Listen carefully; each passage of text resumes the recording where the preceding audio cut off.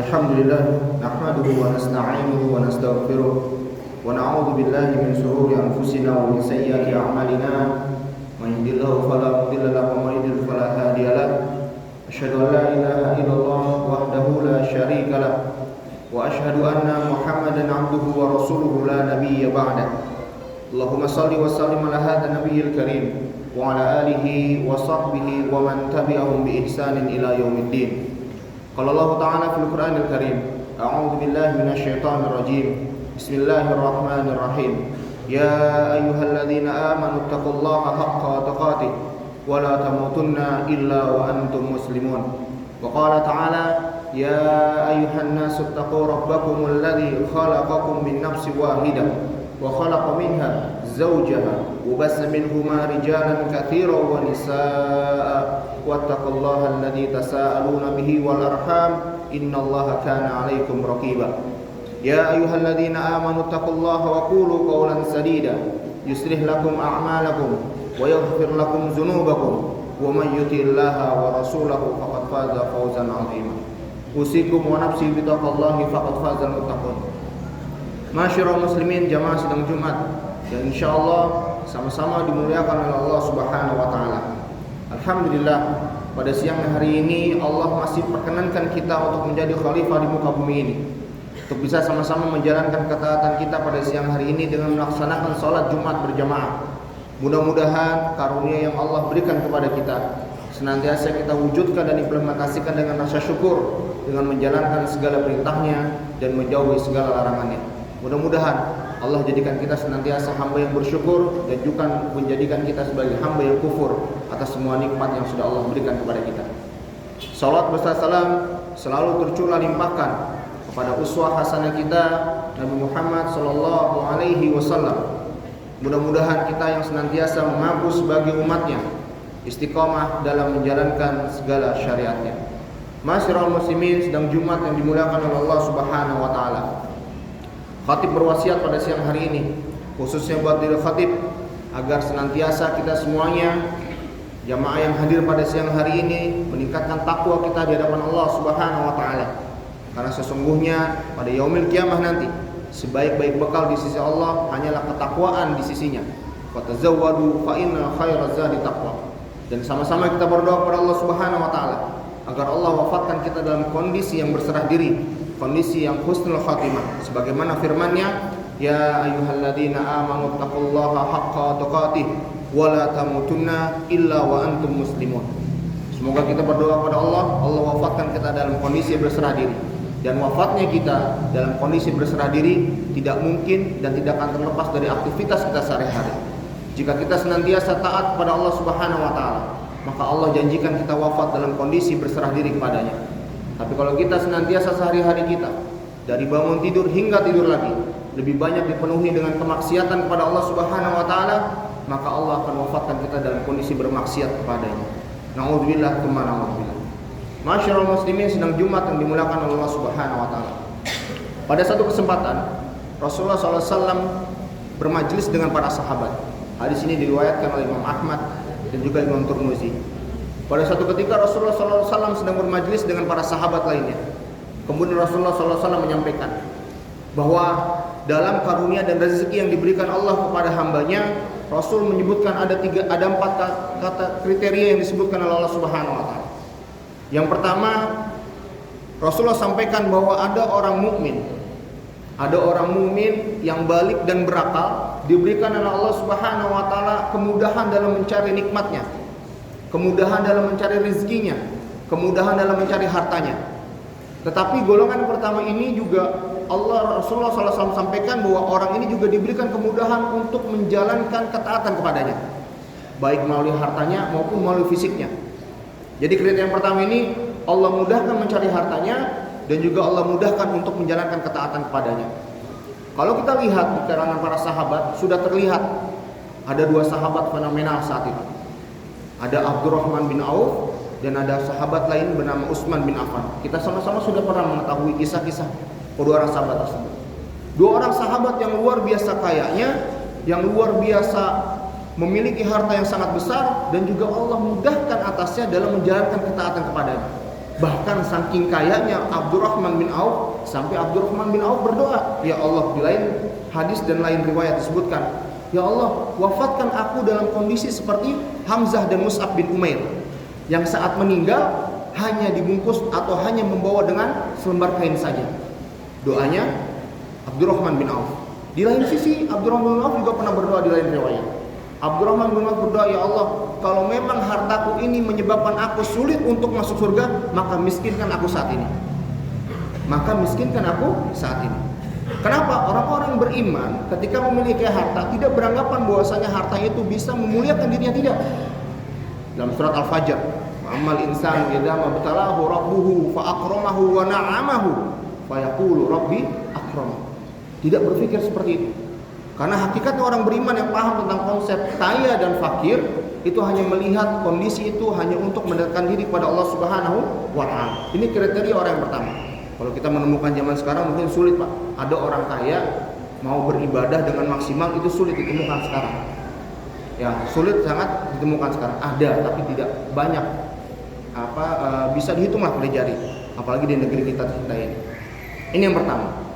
Kemudian yang kedua adalah ada orang-orang yang Allah berikan kesulitan untuk mencari rezeki, kesulitan untuk mencari nafkah, kesulitan untuk mencari hartanya, tapi Allah mudahkan untuk ketaatan kepada Allah Subhanahu wa taala.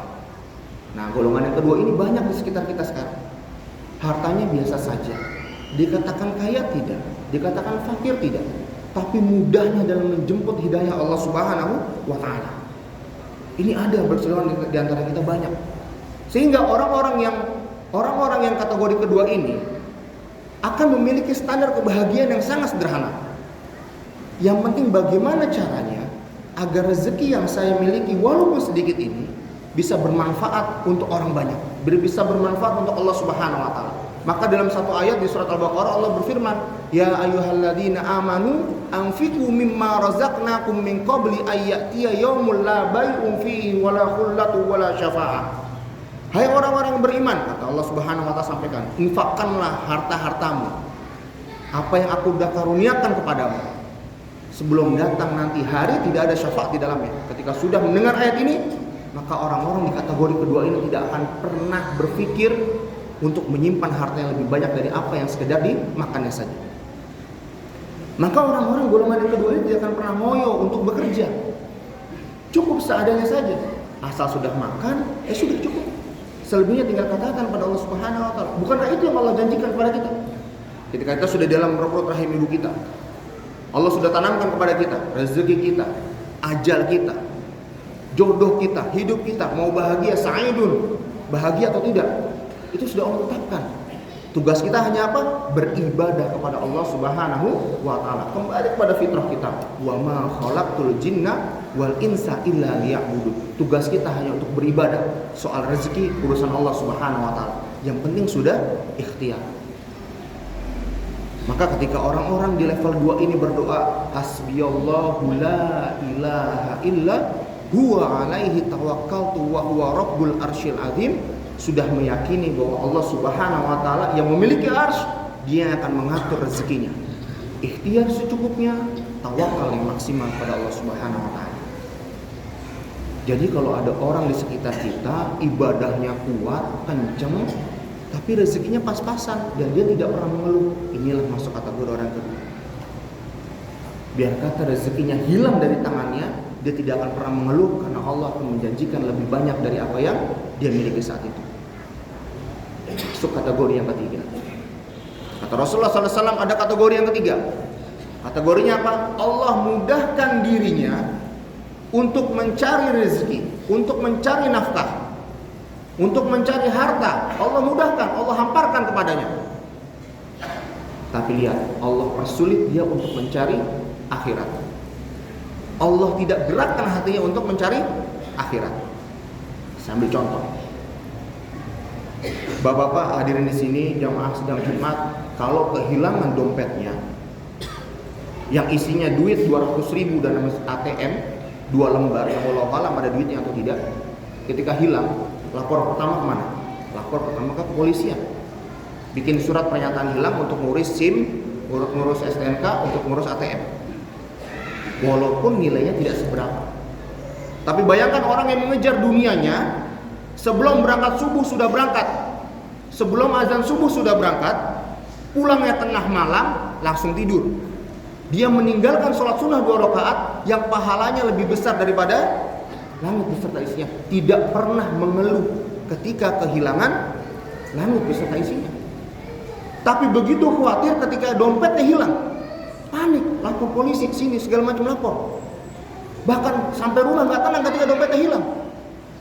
Dompet hilang, gimana nih tadi, gimana gini. Tapi kehilangan dunia beserta isinya tidak pernah mengeluh atau menyesal di dalam hatinya. Berangkatnya sebelum azan subuh sudah berangkat, pulangnya tengah malam jam 8, jam 9 baru pulang sampai rumah. Anak istri tidak dapat pendidikan agama sama sekali. Bahkan anaknya belajar Al-Fatihah dari guru ngaji, bukan dari orang tuanya. Padahal anaknya ketika membaca Al-Fatihah dari guru ngaji, ketika sholat yang mendapatkan pahalanya siapa? Guru ngajinya, bukan dari orang tuanya. Padahal Al-Fatihah itu yang dibaca anak kita selalu dibaca setiap hari, minimal 17 kali. Harusnya pahala anak kita yang membaca Al-Fatihah lari ke kita, karena kita nggak punya waktu untuk mendidik anak kita. Lebih fokus mencari dunia kita sehingga anak kita bablas ilmu agamanya, diserahkan kepada guru ngaji, selesai. Kita nggak mendapatkan kebaikan apa-apa dari Al-Fatihah anak yang kita baca. Karena yang mengajarkan Al-Fatihah anak kita guru ngaji kita dan bukan kita. Maka orang-orang yang golongan ketiga ini tidak akan pernah puas terhadap hartanya. Tidak akan pernah puas, selalu melihat orang lain. Jangan harap orang yang ketiga ini memiliki sifat zuhud, bahkan warok di hadapan Allah Subhanahu wa taala. Warok itu segala sesuatu yang bisa membahayakan akhiratnya, itu sifat warok, maka ditinggalkan. Kalau zuhud itu segala sesuatu perbuatan yang bisa berdampak buruk pada akhiratnya. Maksudnya apa? Nggak berfaedah buat akhiratnya. Kebiasaan bapak-bapak kalau pulang sholat ngobrol dulu, nggak memberikan faedah apa-apa, ngobrol. Akhirnya lupa sampai jam 9 malam, sampai rumah tinggal tidur. Padahal dari waktu itu kalau kita mau membaca Quran itu lebih banyak pahalanya. Golongan yang ketiga, Allah mudahkan rezekinya, Allah mudahkan mencari hartanya, Allah mudahkan menambah kekayaannya, tapi dipersulit perkara ketaatan pada Allah Subhanahu wa taala.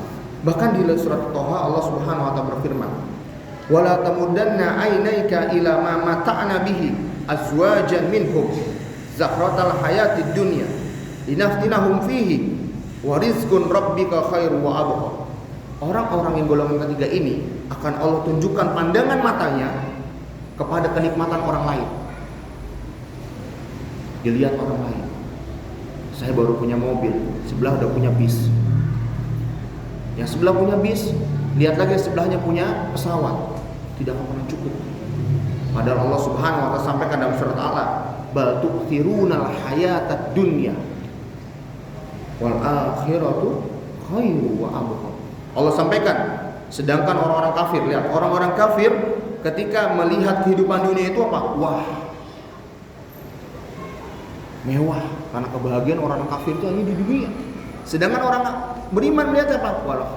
Wal akhiratu khairu wa abqa. Akhirat itu lebih baik dan lebih kekal.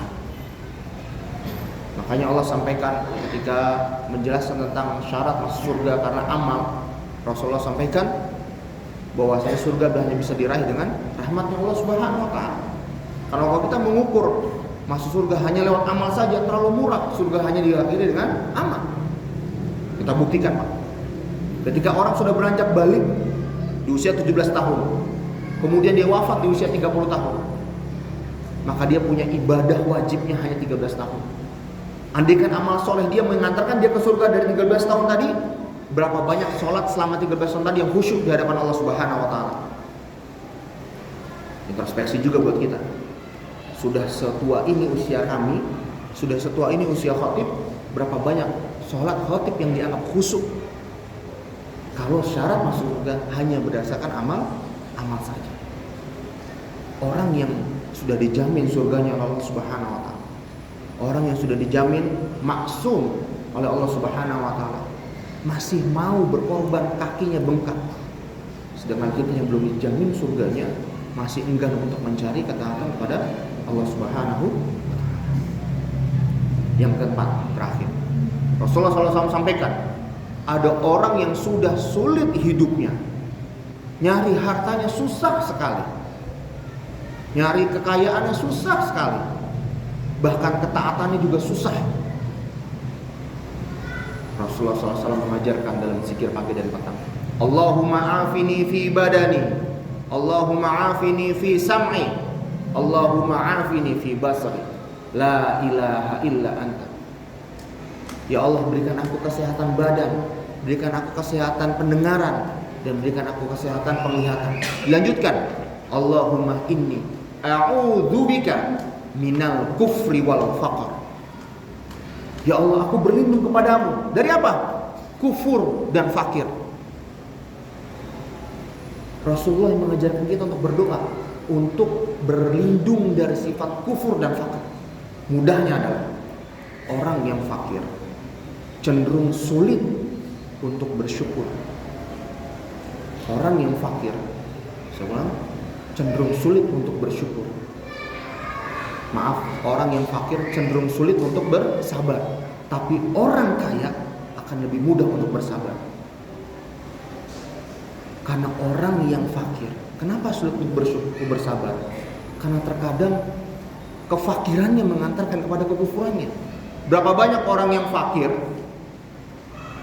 datang dan mudah dikristenisasi hanya dengan sebungkus Indomie.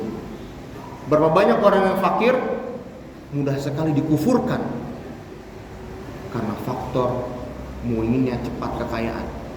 Amalkan A, amalkan B, amalkan C, kaya. Berapa banyak ajaran yang mengajarkan seperti itu. Dan sekali ditujukan hanya untuk orang fakir, orang yang merasa dirinya kurang, sehingga orientasinya dunia bahkan tidak terpikir oleh akhirat. Dan Allah juga tidak kayakan orang-orang seperti ini. Tinggal kita berdoa kepada Allah Subhanahu wa taala, Allahumma inni a'udzubika minal kufri wal faqr. Sekali lagi, orang fakir itu akan lebih sulit untuk bersabar dengan kefakirannya. Dan hati-hati, orang fakir juga akan lebih cepat masuk surga dengan sifat sabarnya. Aqulu qouli hadza fastaghfirullah wa lakum wa lisairil muslimin wal muslimat fastaghfiruhu innahu huwal ghafurur rahim.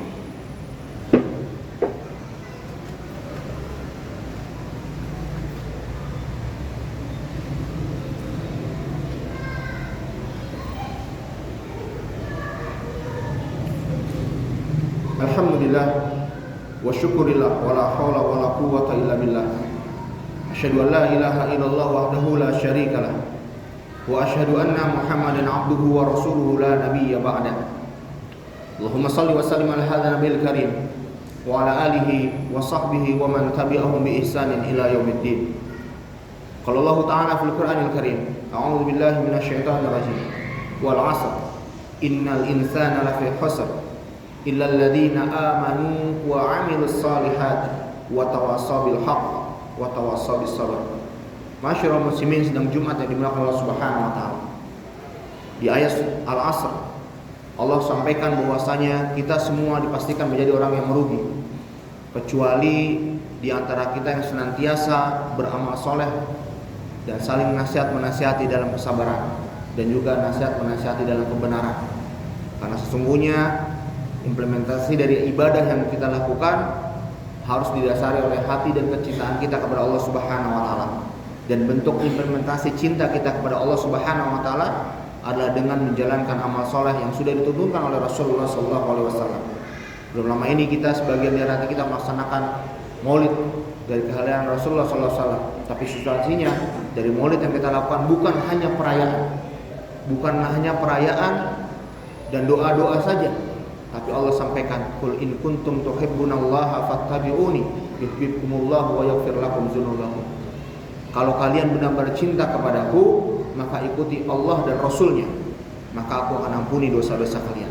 Maka bentuk dan wujud cinta kita kepada Rasulullah SAW, maka ikuti Rasulullah dan ikuti sunnah-sunnahnya, agar kita nanti pada yaumil qiyamah mendapatkan syafa'atul uzma di hadapan Allah Subhanahu wa ta'ala. Innallaha wa malaikatahu yusholluna 'alan nabi ya ayyuhalladzina amanu shallu 'alaihi wa sallimu taslima. Allahumma shalli ala Muhammad wa ala ali Muhammad كما صليت على إبراهيم وعلى آل إبراهيم إنك حميد مجيد. اللهم اغفر للمسلمين والمسلمات والمؤمنين والمؤمنات الأحياء منهم والأموات إنك سميع قريب مجيب دعوة ويا قاضي الحاجات. ربنا فاغفر لنا ذنوبنا وكفر عنا سيئاتنا وتوفنا مع الأبرار يا عزيز يا غفار يا رب العالمين. ربنا لا تؤاخذنا إن نسينا أو أخطأنا ربنا ولا تحمل علينا إصرا كما حملته على الذين من قبلنا ربنا ولا تحملنا ما لا طاقة لنا به واعف عنا واغفر لنا وارحمنا أنت مولانا فانصرنا على القوم الكافرين. ويا مقلب القلوب ثبت قلوبنا على دينك ويا مصرف القلوب صرف قلوبنا على طاعتك. ربنا آتنا في الدنيا حسنة وفي الآخرة حسنة وقنا عذاب النار. سبحان ربك رب العزة عما يصفون وسلام على المرسلين والحمد لله رب العالمين. عباد الله إن الله يأمركم بالعدل والإحسان وإيتاء ذي القربى وينهى عن الفحشاء والمنكر والبغي يعظكم لعلكم تذكرون فاذكروني أذكركم واشكروا لي ولا تكفروا ولا ذكر الله أكبر. أقيموا الصلاة.